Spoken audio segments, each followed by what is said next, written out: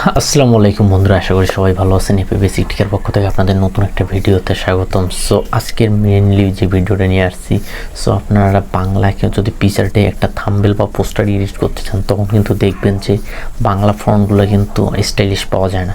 So এই Bangla font কীভাবে stylish font আপনারা মানে পিকচারটে অ্যাড করবেন, সেটা আজকে আমি দেখাবো।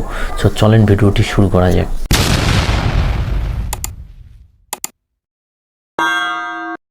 সো বন্ধুরা, আমি আমার ফোনের স্ক্রিনে এসে গেছি। এখন আপনাদের দেখাবো আপনার কীভাবে একটি ফন্ট অ্যাড করবেন। সো ফার্স্ট যেটা করতে হবে, আপনাদের ফোনের প্লে স্টোর আছে, প্লে স্টোরে গিয়ে আপনার সার্চ বারে সার্চ দেবেন ZSEVer। সো আমি লিখতেছি ZSEVer। সো এইখানে আমি ZSEVer অ্যাপ্লিকেশনটা লেখার পর সার্চ দেওয়ার পর আপনাদের মাঝে এইরকম একটা অ্যাপ্লিকেশন শো করবে। সো এই ZSEVer যে অ্যাপ্লিকেশনটা আছে, শুধু এইটা আপনারা ইনস্টল করে আপনাদের ফোনে রেখে দিবেন। সো আমার ইনস্টল করা আছে, জাস্ট আপনাদের দেখার জন্য দেখাইলাম। সো এখানে আর কিছু নেই, শুধু ইনস্টল করে রেখে দেবেন। দেন এখন আমরা যাবো পিকচার্টে গিয়ে আমরা এখন বাংলা লিখবো। লেখার পরে আপনাদেরকে দেখাবো কীভাবে বাংলা ফন্ট অ্যাড করবেন। সো পিকচার্টে আসলাম, আসার পরে এখানে অ্যালো চাচ্ছে, মানে নতুন করলাম, তো ওপেন করলাম, দেন ক্লোজ করে দিলাম এটা।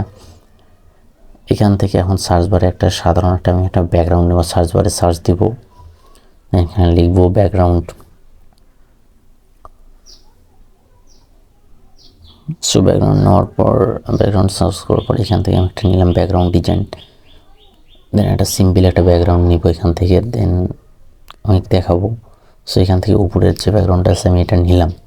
নেওয়ার পরে এই যে আমার ব্যাকগ্রাউন্ডটা কিন্তু এসে গেছে। এখন আমি এখানে একটা বাংলা টেক্সট অ্যাড করবো। সো এর জন্য কী করতে হবে, টেক্সটে যাইতে হবে।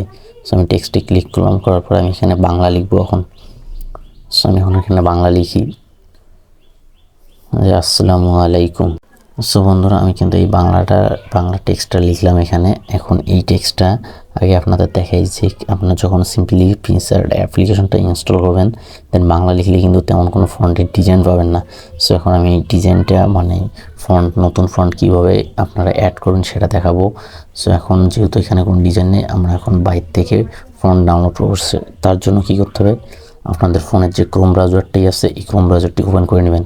দেন সার্চ বারে আপনারা সার্চ দিবেন বাংলা ফন্ট লিখে।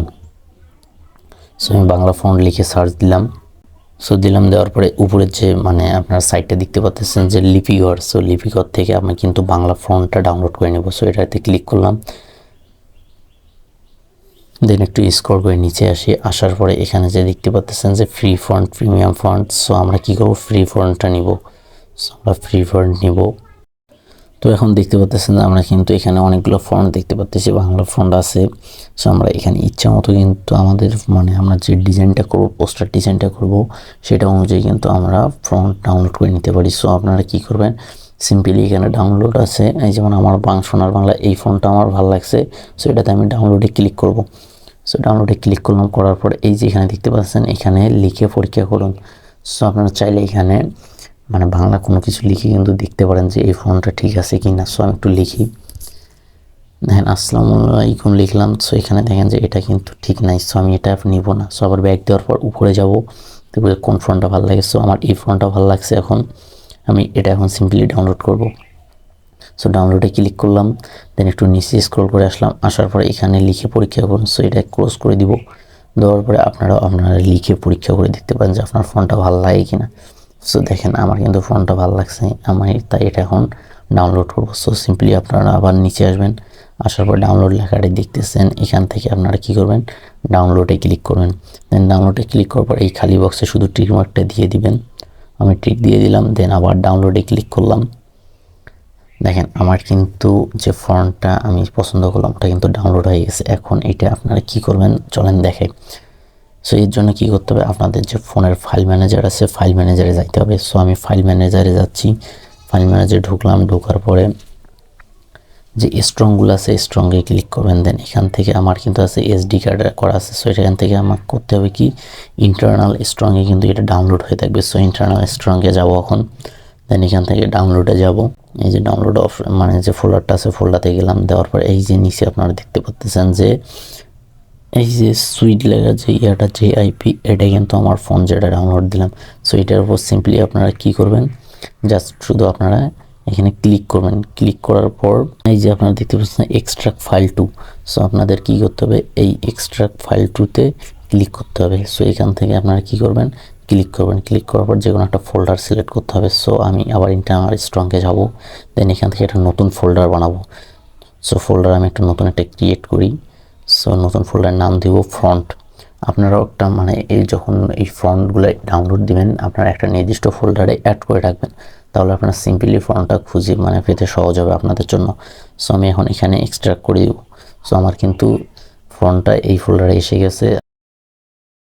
আপনারা আবার কোথায় আসবেন, পিকচার্টে এই লেখাটা এখন আমি ফ্রন্টে অ্যাড করব। তার কারণ জন্য আপনাদের কি করতে হবে, এই যে তীর দিয়ে দেখাচ্ছি যে আইকনটা আছে এই আইকনটার উপর আপনারা ক্লিক করবেন।